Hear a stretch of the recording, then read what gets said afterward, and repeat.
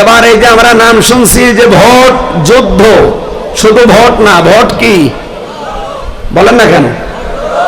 আমরা কি বদরের যুদ্ধ দেখেছি? দেখি না।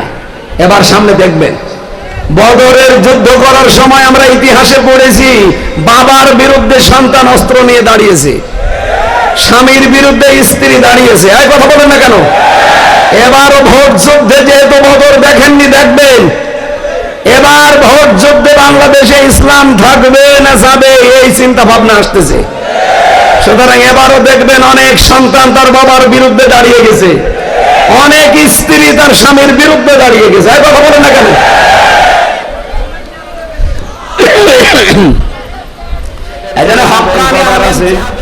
আমাদের কুষ্টিয়াতেও আছে, আমি কয়েকদিন আগে, তিনি এখন দেওয়ালের ভেতরে আছে, ওনার নাম না নেওয়াই দরকার নেই।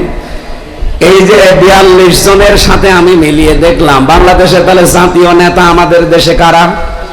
বঙ্গবন্ধু, জিয়াউর রহমান আর এরশাদ। কি কথা বলছেন না কেন? জাতীয় নেত্রী হাসিনা, খালেদা আর রওশন এরশাদ। বলেন এই যে আমি বাকিগুলোর নামও নিতে পারতাম, সব লিখিছে, কিন্তু বলতে পারছি না। এই 42 জন মিলছে না মিলছে না? আমরা এই 54 বছর পরে এই মানুষটাকে আপনি এখন ওই হেরা গুহায় লাগিয়ে দেন, উনি ধ্যান করে এটাই বলবে যে এই মোর অপকর্মের যত কিছু হচ্ছে এই দেশে এই 42 জন দায়ী। নবীজি চিন্তা করলেন এই 42 জনের মাথা থেকে খাবারের ঝুড়ি নামিয়ে এই আবু বকরের মতো মানুষ, ওমরের মতো মানুষের মাথার উপরে যদি দেওয়া যায়, আগে তো না খেয়ে মরতো, এখন আর খাবার নিয়ে পারবে না। এটা হয়েছিল না আমি বানিয়ে বলছি? পঞ্চম খলিফার সময় হয়নি? যাকাতের টাকা নিয়ে 7 দিন একটা লোক ঘুরেছে, একটা লোক পায়নি যে যাকাত দেবে। তা আমাদের দেশেও এটা সম্ভব, শুধুমাত্র ওই 42 জন পাল্টিয়ে এরকম 42 জন তৈরি করে দেন। সামনে বসা মুসলমান ভাইরা, পর্দার আড়ালের বিভিন্ন জায়গায় দেখতে পাচ্ছি মা এবং বোনেরা আছে। আমরা সবাইকে নিয়ে সিরাত অনুষ্ঠানে শুকরিয়া আদায় করছি এই পড়ন্ত বিকেলে। আলহামদুলিল্লাহ। আমরা জেলা আমিরের কাছে কিছু কথা শুনছিলাম, উনি বলছিলেন আল্লাহর আইন চাই সৎ লোকের। বিশ্বনবী এই যে 17 বছরে একটা দল বানিয়েছিলেন, একটা সংগঠন, হিলফুল ফুদুল, শান্তির সঙ্গ। 40 বছর পর্যন্ত একাধারে তিনি চেষ্টা চালিয়েছিলেন যে শান্তি দেওয়া যায় কিনা, কাঙ্ক্ষিত শান্তি তিনি দিতে পারেননি। এই এদিকে তাকা, একাধারে 23টা বছর চেষ্টা চালিয়ে দেখলেন যে না, ফল জিরো, কিছুই হয়নি। এই একই মানুষ 40 বছরে কোরআনটা হাতে পেয়ে 63 বছর পর্যন্ত, এটাও 23, আগেরটাও 23, পরেরটাও কি? তার জীবনের যে কর্মকাণ্ড এই 23 কিন্তু। আর আগে যে 17 বছর পর্যন্ত উনি এরকম কোন কাজে আঞ্জাম দিয়েছেন আমরা ওগুলো পাইনি। ছোটখাটো কাজ তিনি করেছিলেন, কিন্তু 17 বছর থেকে সংগঠনের মাধ্যমে তৈরি করে চেষ্টা চালিয়েছেন একাধারে 23 বছর, তো শান্তি হয়নি। শান্তি হয়েছিল আবার 23 বছরে হাতে কোরআন ছিল। কে ছিল বলেন তো? এই যে প্রথম 23 বছরে তিনি কিন্তু চিন্তা করেছিলেন যে আমি এত চেষ্টা করি, এত দলের লোক ভেড়িয়েছি যুবকদেরকে, শান্তি আসে না কেন? উনি এই হেরা গুহায় যে ধ্যান করে, বলে আমরা বলি যে ধ্যান করেছিলেন, উনি কি চোখ বন্ধ করে বসেছিলেন পীর সাহেবের মতো? না, উনি চিন্তা করছিলেন যে শান্তি আসে না কেন। এটা সিরাত ইবনে হিশামের ভেতরে পাবে। ঐতিহাসিক যারা তারা লিখেছেন শান্তি না পাওয়ার কারণ তিনি আবিষ্কার করলেন 42টা। কয়টা? আপনারা আছেন তো? উনি দেখলেন যে 23 বছর চেষ্টা চালালাম, কিছু হইল না কেন, দেখি তো। হেরা গুহায় গিয়ে তিনি চিন্তা করলেন, ধ্যান করলেন, যেটা বলি আমরা। তিনি 42টা লোক পেলেন পুরা আরব জাহানের ভেতরে, যে এই 42টা লোকের কারণে আসলে আমার যে সঙ্গ, আমি যে চেষ্টা চালাই, শান্তি আসে না, মাত্র 42টা লোকের কারণে। পুরা আরব জাহানে ওই সময় 36টা গোত্র ছিল, বংশ, গোত্র যাই বলেন। কয়টা বলেন তো? 36টা। আমি এই ঐতিহাসিক এই প্রেক্ষাপটের সাথে এই বাংলাদেশের 56,000 বর্গ মাইল আমি একটু মিলিয়েছি। একটু চিন্তা ভাবনা করে এই যে আজকের বিশ্ব যে বইটা আছে এখান থেকে চিন্তা করলাম আমাদের দেশে তো 54 বছর হয়ে গেল, শান্তি আসে না কেন? ওই জামানায় গোত্র ছিল কয়টা? গোত্র বলেন, বংশ বলেন, যা বললে বোঝেন আপনারা। বড় বড় বংশ ছিল, নাম করা 36টা। ওই 36টা বংশের এক একজন লিডার ছিল, সর্দার ছিল, দলপতি ছিল। এ পর্যন্ত বুঝেছেন কিনা বলেন? আমাদের বাংলাদেশে আপনি তাকান, আমি 3 দিন 4 দিন আগেও দেখলাম আমাদের দেশেও 36টা, আল্লাহ একেবারে খাপের খাপ মিলিয়ে দিয়েছে। 36টা বংশ আছে নাম করা, ছোটখাটো থাকতে পারে। আমি সেদিন লিখেছিলাম, আমার নিজেরটা দিয়েই শুরু করেছি, সর্দার বংশ, আমারটা সর্দার বংশ। এরপরে খান বংশ আছে, মন্ডল আছে, বিশ্বাস আছে, হাওলাদার আছে, শেখদার আছে, এরপরে চাকলাদার আছে, মাতব্বর আছে। এরকম নেই? আমি সব নোট করেছি, 36টা পেয়েছি আমি। ছোটখাটো আরো থাকতে পারে, কিন্তু ইতিহাসের সাথে বাংলাদেশের 56,000 বর্গ মাইলের 630টা থানা, 64টা জেলা মিলে যাচ্ছে। 36টা মনে করেন এলাকা আছে নাম করা, জেলা না। 2-3 জেলা মিলে একটা এলাকা হতে পারে, 2-3 জেলা মিলে একজন নেতা, একজন অভিভাবক, একজন লিডার, একজন যাই বলেন দলপতি, এরা থাকতে পারে। আমাদের কুষ্টিয়া জেলাতে নাম করা মানুষ ছিল, জাতীয় ফিগার যারা ন্যাশনাল ফিগার বলা হয়, 2 জন। ইনু সাহেবকে অন্তত চেনে মানুষ, শুধু আমাদের জেলার লোক না, বাংলাদেশ সহ বিশ্বের বিভিন্ন জায়গায় হাসানুল হক ইনু এই নামটা জানে সবাই। উনি একটা জাতীয় ফিগার, কথা বলে না কেন? আর একজন ছিল মাহবুবুল আলম আনি, এটাও ন্যাশনাল ফিগার। যদি ওনারা বিশ্বে ওইভাবে না চিনলে অন্তত বাংলাদেশের মানুষ চিনে। আমি ওখানে দেখলাম আরো 3টা জাতি ছিল, প্রতিষ্ঠিত জাতি পুরা আরব জাহানে। একটা ছিল ইহুদি, একটা নাসারা, আর একটা মুশরিক। আর একটা জাতি ছিল নিভু নিভু অবস্থায় হানিফ। হানিফ মানে হানিফ না, হানিফ একটা গোত্রের নাম, হানিফ, হানিফ গোত্র। ওই জামানায় 3 জন জাতীয় নেতা ছিল। 3টা যেহেতু বড় বড় জাতি ছিল, জাতির জাতীয় নেতা ছিল 3 জন। ইহুদিদের জাতীয় নেতার নাম ছিল মারহাব, খ্রিস্টানদের জাতীয় নেতার নাম ছিল মুখাইরে, মুশরিকদের জাতীয় নেতার নাম ছিল আবু জেহেল। আমি পুরা আরব জাহানের ভেতরে 3 জন জাতীয় নেত্রীর নাম পেয়েছি। একজন আবু জেহেলের স্ত্রী নাকেরা, আবু সুফিয়ানের স্ত্রী হিন্দা, আর আবু লাহাবের স্ত্রী উম্মে জামিল। 36, 3 আর 3 6, কত হয় বলেন বলেন? নবীজি 23 বছরের পরে ধ্যান করে দেখলেন যে এই 42 জনের কারণে এই দেশে শান্তি আসে। যত অপকর্মের মূল হোতা এই 42 জন। এই যে আমাদের দেশ থেকে দাদাদের দেশে অথবা মায়ানমারে অথবা আশপাশে যদি কোনো বর্ডার তো আর নেই, এই 2টাই আছে। এখানে চলে যায় এই দেশ থেকে দস্তা, তামা, সোনা, রূপা, আর ওখান থেকে আসে ডাল। তাও তো খাওয়া ডাল না, ফ্যান্সি ডাল। এরপরে বাবা, ইয়াবা, আরো যা আসে বলার মতো না। বলেন তো এগুলো পাচার করছে কি আবুল হাসেম স্যার, আফজাল স্যার? পাচার করছে ওই 42 জনের যে কেউ। আপনি খোঁজ খবর নিয়ে দেখেন, এর সাথে ডাইরেক্ট ইনডাইরেক্ট জড়িত ওই 42 জন। এর ভেতরে কক্সবাজার থেকে আরম্ভ করেন, কক্সবাজারের টেকনাফ থেকে শুরু করে তেতুলিয়া পর্যন্ত এই 1150 কিলোমিটার আমি হিসাব করে মিলালাম যে একেবারে 42 জনই। টেকনাফে বদি, আব্দুর রহমান বদি, ও তো বাবার ব্যবসা করে, ওই দেশ থেকে নিয়ে আসে আর এই দেশের এই 64 জেলায় সাপ্লাই দেয়। এরপরে চট্টগ্রামে একজন আছে, আমি নাম নিলাম না তার। এরপরে কুমিল্লাতে আছে, এরপরে ওদিকে সিলেটের দিকে যাবেন বর্ডার আছে, আমাদের কুষ্টিয়াতেও আছে। আমি কয়েকদিন আগে, তিনি এখন দেওয়ালের ভেতরে আছে, ওনার নাম না নেওয়াই দরকার নেই।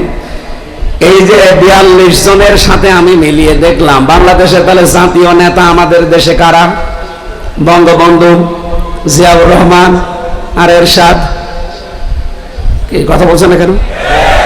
জাতীয় নেত্রী হাসিনা, খালেদা আর রওশন এরশাদ। বলেন এই যে আমি বাকিগুলোর নামও নিতে পারতাম, সব লিখিছে, কিন্তু বলতে পারছি না। এই 42 জন মিলছে না মিলছে না? আমরা এই 54 বছর পরে এই মানুষটাকে আপনি এখন ওই হেরা গুহায় লাগিয়ে দেন, উনি ধ্যান করে এটাই বলবে যে এই মূল অপকর্মের যত কিছু হচ্ছে এই দেশে এই 42 জন দায়ী। নবীজি চিন্তা করলেন এই 42 জনের মাথা থেকে খাবারের ঝুড়ি নামিয়ে এই আবু বকরের মতো মানুষ, ওমরের মতো মানুষের মাথার উপরে যদি দেওয়া যায়, আগে তো না খেয়ে মরতো, এখন আর খাবার নিয়ে পারবে না। এটা হয়েছিল না আমি বানিয়ে বলছি? পঞ্চম খলিফার সময় হয়নি? জাকাতের টাকা নিয়ে 7 দিন একটা লোক ঘুরেছে, একটা লোক পায়নি যে জাকাত দেবে। আমাদের দেশেও এটা সম্ভব, শুধুমাত্র ওই 42 জন পাল্টিয়ে এরকম 42 জন তৈরি করে দেন। 5 বছর লাগবে না, 2 বছরের ভেতরে বাংলাদেশ স্বয়ং সম্পন্ন হয়ে দাঁড়াবে। শুধু দুর্নীতি মুক্ত হবে আর খাদ্যে ভেজাল বন্ধ হবে। আমি যে হিসাবটা ঐতিহাসিক প্রেক্ষাপট নিয়ে মিলালাম, একেবারে ভুল নাকি? আমার তো মনে হচ্ছে যে মিলে যাচ্ছে। এবার আমরা ঠিক এইটা করতে চাই। নবীজি এবার কোরআন হাতে নিয়ে এই 23 বছরে যেটা করেছিলেন আমরা ওইটা করতে চাই, আর ওইটার নাম হবে নবীওয়ালা কাজ। আমরা এদেশ সহ বিশ্বে বহু মানুষ দাবি করি যে আমরা নবীওয়ালা কাজ করছি। না ভাই, উনি নবী হয়েছিলেন 40 বছর বয়সে। বলেন 1 থেকে 40, এই 40 বছরে পুরা আরব জাহানে ওনাকে কেউ নবী বলে ডাকতো? বলেন বলেন, কি বলতো? আব্দুল্লাহ, মোহাম্মদ ইবনে আব্দুল্লাহ বলতো, এতটুকুই শেষ। হ্যাঁ, বেশি বেশি মানুষ বলতো আলামিন আর সাদিক, এরকম বিভিন্ন নাম দিত, কিন্তু কেউ বলে না যে উনি মোহাম্মদুর রাসূলুল্লাহ। এই শব্দটা বলেছে কবে? যখন তার বয়স 40, তিনি কোরআনে কারীম পেয়েছিলেন। ওখান থেকে যখন নেমে আসলেন, স্ত্রীর কাছে এসে বলেছিলেন সাম্মিলুনি সাম্মিলুনি ইয়া খাদিজা, হে খাদিজা আমি ভয় পেয়েছি, আমাকে ঢেকে দাও। উনি কাঁপছিলেন। কুমার খালে বাসে যেহেতু মেয়েরা এসেছেন, মা বোনেরা এদিকে তাকাবেন, আপনার জন্য 2 মিনিট। হযরতে খাদিজাতুল কুবরা ওই দিন তার স্বামীর জন্য 5টা কথা বলেছিলেন। আজকে বিশ্বে কোন স্ত্রী যদি তার স্বামীর জন্য 5টা কথা বলতে পারে, ওই স্বামী উত্তম স্বামী। 1 নম্বরে হাদিস, হযরতে খাদিজা বললেন কাল্লা আল্লাহি লা ইউখজিকাল্লাহু আবাদান, কখনোই না হে আবুল কাসেম, কাসেমের পিতা, আপনাকে কখনোই আল্লাহ ভয় দেখাতে পারে না। যেটা রেকর্ড হচ্ছে সারা পৃথিবী এখন যাচ্ছে, সবাইকে উদ্দেশ্য করে বলছি।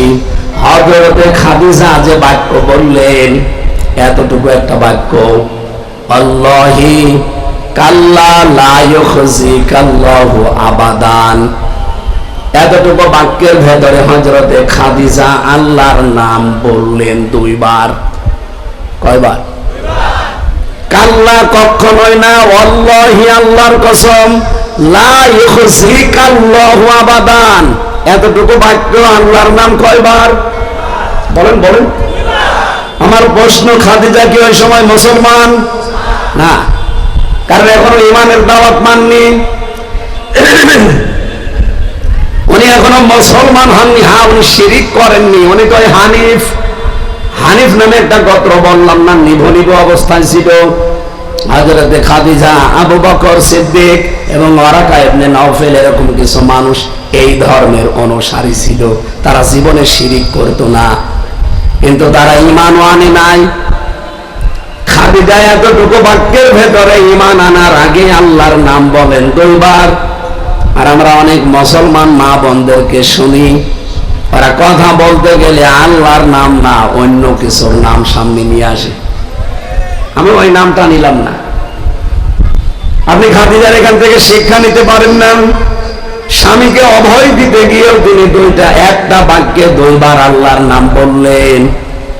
এই হাদিসের ব্যাখ্যাকার যারা, তারা জানাতে চেয়েছেন যে কোনো মানুষ যেন কথা বলতে গেলে আল্লাহর নাম বেশি বলে। আপনি সৌদি আরবে সেই দেখবেন কেউ কথা বললে আগে আল্লাহর নাম নিয়ে আরম্ভ করেন। কোন জায়গায় যদি জিজ্ঞাসা করেন কেমন আছেন, আমরা তো বলি ভালো আছি আলহামদুলিল্লাহ, ওরা ওই ভালো আছে আলহামদুলিল্লাহ কমপক্ষে 3 বার বলে।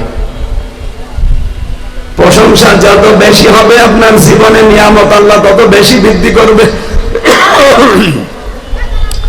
আমার এই বাক্যের ভেতরে কয়েকটা শিক্ষা ছিল। আমার যেহেতু সময়, আমি আরেক জায়গায় যাব, সেই ফরিদপুর শহীদ আব্দুল কাদের মোল্লা রহমতুল্লাহ আলাইহি, ওনার কবরে যাব। ওনার পাশে আজকে মাহফিল, ওখানে আসার পরে এই জন্য শেষ করেই চলে যাব। 2 নম্বরে খাদিজা বলেছিলেন ইন্নাকা লা তাসিলুর রহিমা, হে আবুল কাসেম আপনি ভয় পাবেন না, আপনাকে আল্লাহ কখনো ভয় দেখাতেই পারে না। জিন ভূত পরি এগুলো আপনার সামনে আসবে না। কারণ কি? কারণ আপনি আত্মীয়তার সম্পর্ক ঠিক রাখেন। আপনি তো মানুষের রক্তের সম্পর্ক নষ্ট করেন না। কি বুঝলেন এখান থেকে? যার দ্বারা মানুষের সম্পর্ক নষ্ট হয় না, বিশেষ করে আত্মীয়তার সম্পর্ক, রক্তের সম্পর্ক ঠিক থাকে, তাকে পৃথিবীতে কেউ ভয় দেখাতে পারে না। আমরা যেগুলো নষ্ট করে ফেলি, এই জন্য আমাদের ট্রাকের চাকা নষ্ট হলে আমরা ভয় পাই। খাদিজা বলছে আপনি ভয় পাবেন না, জিন পরি ভূত এগুলো কিচ্ছু না, আপনাকে কোনোদিন আল্লাহ ভয় দেখাতে পারে না, কারণ আপনি আত্মীয়তার সম্পর্ক ঠিক রাখেন। অথচ এই পয়েন্টটায় কথা বলতে গেলে অনেক মেয়ে লোক ধরা খায়। আজ হাজারো মেয়ে লোকের কারণে আমরা পুরুষেরা আমাদের রক্তের সম্পর্কগুলো ঠিক রাখতে পারি না। এই রোগের রোগী আছেন কারা? হাত তোলেন তো। একজন মুরব্বী মানুষ, আপনার দরকার নেই না, আছে হাজারো মানুষ। আমরা 100 জনের 98 জন এই রোগে এখন রোগী হয়ে আছি। আমরা চাই আমাদের রক্তের সম্পর্কগুলো ঠিক থাকুক, কিন্তু পরিবারে মেয়েদের জন্য পারা যায় না। কথা বলেন না কেন? আপনি খাদিজার মতো হতে পারেননি এখনো। নবীজির জীবনী শুনতে এসেছেন, এটা নবীর জীবনে ছিল। এরকম একটা একটা করে তিনি 5টা কথা বলেছিলেন স্বামীকে। আপনি তো একটাও বলার যোগ্যতা রাখেন না, আর আপনার ভেতরে নেই। আমরা খাদিজাতুল কুবরাকে অনুসরণ করার জন্য আহ্বান জানাচ্ছি। মেয়েদেরকে যেন আল্লাহ তৌফিক দান করেন, যারা বলেন আমিন। সম্মানিত ভাইরা, আমার একটা তেলাওয়াতকৃত আয়াত ছিল, আমি সব বাদ দিয়ে দিলাম। আমি 5-7 মিনিটের ভেতরে বিদায় নিয়ে চলে যাব। সূরা নিসা, মেয়ে লোক নিয়ে একটা সূরা আল্লাহ নাযিল করেছেন, বিশাল সূরা, 176টা আয়াত আছে। মাত্র এক আয়াত পড়েছি, 41 নম্বর আয়াত। আল্লাহ একটা আফসোস করার জন্য একটা শব্দ ব্যবহার করলেন প্রথমে, ফাকাইফা ইযা জিনা মিন কুল্লি উম্মাতিন বিশাহিদ। আল্লাহ বলেন কেমন হবে। এদিকে তাকান, যেহেতু এখানে আলেম ওলামা আছে, এই শব্দটা নিয়ে আরো চিন্তা ভাবনা করবেন। আল্লাহ বক্তব্য শুরু করার আগেই যে শব্দ দিয়েছেন, আমি বালাগাত মান থেকে পড়েছি, সব চাইতে আশ্চর্য শব্দ হচ্ছে এই কাইফা। কোরআন শরীফের ভেতরে যেখানে আপনি কাইফা দেখবেন, দাঁড়িয়ে যাবেন, থমকে চিন্তা করবেন যে এখানে এমন একটা শব্দ আল্লাহ ব্যবহার করলেন, কাইফা, মানে আল্লাহও বিশ্বাস করতে চাই না। কোরআনের ভেতরে প্রায় 27 জায়গার উপরে আমি পেয়েছি। এখানে আমি কয়েকটা লিখেছি। সূরা নিসার 21 নম্বর আয়াতে পাবেন, ওয়া কাইফা তাখুযুনাহু ওয়া ক্বাদ আফদা বা'দুকুম ইলা বা'দিন ইলা আখিরি আয়াত। কাইফা তাকফুরুনা বিল্লাহি ওয়া কুনতুম আমওয়াতান। সূরা বাকারা 28 নম্বর আয়াতের প্রথম অংশে আছে। সূরা মায়েদার 81 নম্বরে আছে, ওয়া কাইফা খাফু মা আশরাকতুম। এরকম প্রায় 26 থেকে 27 জায়গায় আছে এই শব্দ দিয়ে আয়াত। মানে কাইফা শব্দ কোন আয়াতের আগে যদি ব্যবহার করা হয়, মুফাসসিরিন ইকরাম বলেন যে শব্দটা আল্লাহ বিশ্বাস করতে চান না, মানে আল্লাহরও বিশ্বাস হয় না যে এটা হতে পারে। আল্লাহ এই যে কাইফা তাকফুরুনা বিল্লাহি ওয়া কুনতুম আমওয়াতান দিয়েছেন, যে মানুষ আমার সাথে কুফরি করে, আমার সাথে নাফরমানি করে, কি করে করে, অথচ তারা মৃত ছিল। আলা তাআলা লিনসানি হাইনুম মিনাদ দাহরি লাম ইয়াকুন শাইআম মাযকুরা, এ পৃথিবীতে আসার আগে উল্লেখ করব এমন কোন জিনিস তুমি ছিলে না।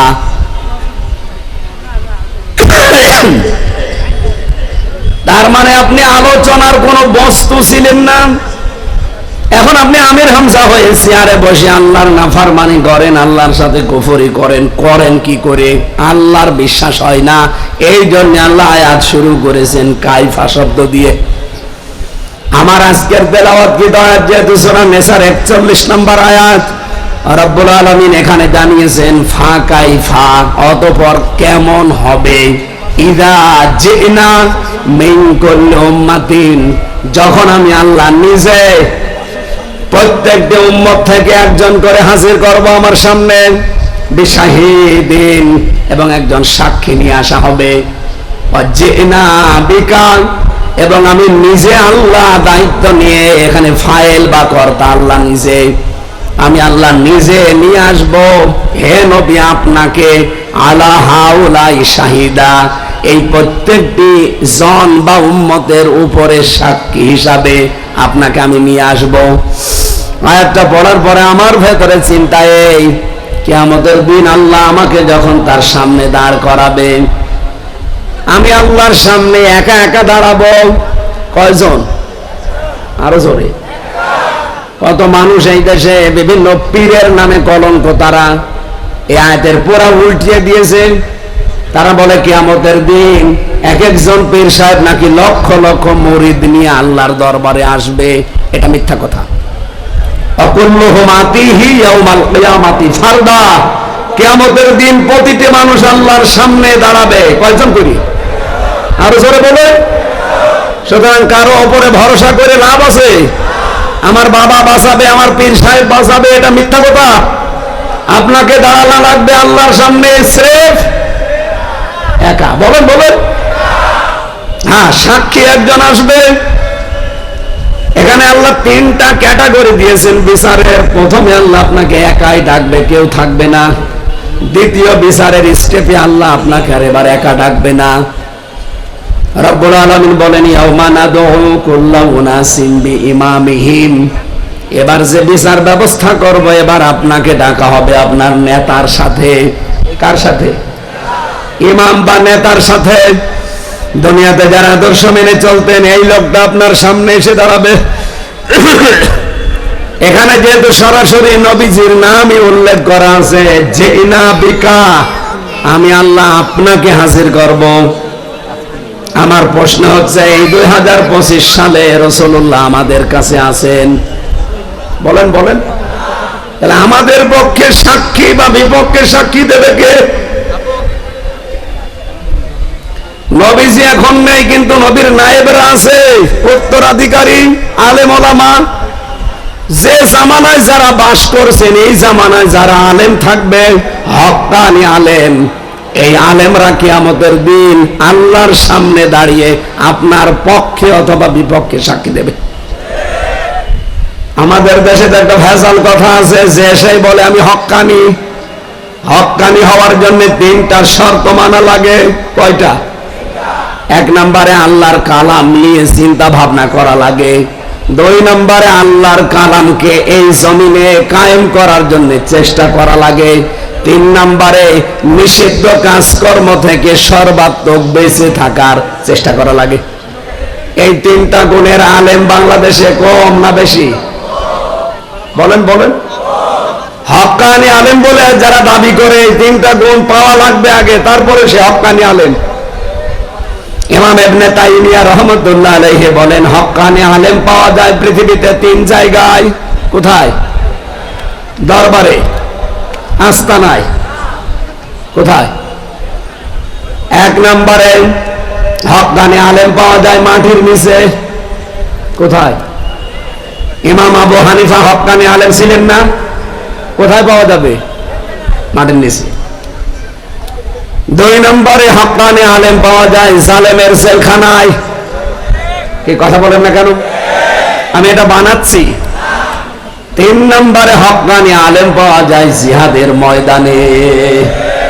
জিহাদের ময়দান মানে শুধুমাত্র তরবারি। ইসলামকে সর্বোচ্চ জায়গায় পৌঁছিয়ে দেওয়ার জন্য প্রাণান্তকার যে চেষ্টা করা হয় ওইটার নাম জিহাদ।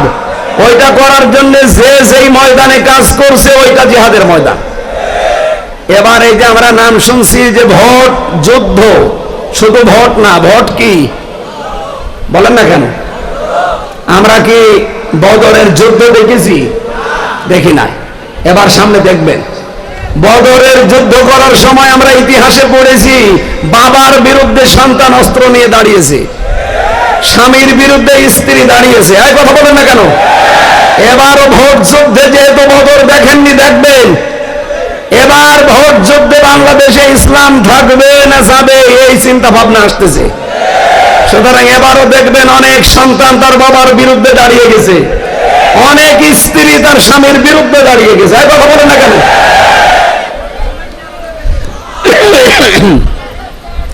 এজন্য হক্কানি আলেম জিহাদের ময়দানে যেহেতু পাওয়া যায়, জিহাদের ময়দান সামনে আসবে, কিয়ামত পর্যন্ত জিহাদ চলতে থাকবে। আল জিহাদু মাদিন ইলা ইয়াউমিল কিয়ামাহ। জিহাদ শেষ হয়ে যায়নি, কিয়ামত পর্যন্ত চলবে। হয়তো সামনে বদর আসতে পারে, উহুদ আসতে পারে, খন্দক আসতে পারে, আসতে পারে না? বদর যদি আসে থাকবেন তো বদরের ময়দানে। খন্দক যদি আসে, খন্দকের কাজ কি ছিল? মদিনাকে রক্ষা করা। আমাদের দেশকে এবার রক্ষা করার প্রাণান্তকার চেষ্টা আসতেছে। সুসংবাদ দিচ্ছি, সারা বিশ্ব থেকে এখন যারা মরণ আপনারা দেখতে পাচ্ছেন না, বাংলাদেশ জামাত ইসলামের যারা কেন্দ্রীয় নেতৃবৃন্দ আছে দফায় দফায় বৈঠক চলছে। কারণ সারা বিশ্বে এখন একটা গোপন বার্তা চলছে যে এই দেশে অন্তত রাষ্ট্রীয় ক্ষমতায় যাওয়ার কাছাকাছি একামতে দিন যারা পালন করছে তাদের দ্বারা। আমি একটা হাদিস পড়েছিলাম না মুসলিম শরীফ থেকে, ফাত্তাবিউস সিরাতাল আযম। নবীজি বলেন যখন দেখবা যেই দলের দ্বারা ইসলাম কায়েম খুব তাড়াতাড়ি সম্ভব, তোমাদের আদেশ দিলাম ফাত্তাবিউস সিরাতাল আযম, তাদের অনুসরণ করবা, তাদের পেছনে থাকবা। বাংলাদেশে ৭৩টার উপরে দল। আপনার বিবেককে বলেন এই দেশে এখন ইসলাম কায়েম করার কাছাকাছি কোন দল আছে আপনি বলেন। যেই দল আপনার মনে হয় আপনাকে নবীর নির্দেশ দিয়ে গেলাম, আপনি সেই দলের সাপোর্ট করবেন, পেছনে থাকবেন, ইত্তেবা করবেন, অনুসরণ করবেন। আল্লাহ এই সিরাত অনুষ্ঠান থেকে এগুলো নিয়ে কায়েম করার তৌফিক দিন।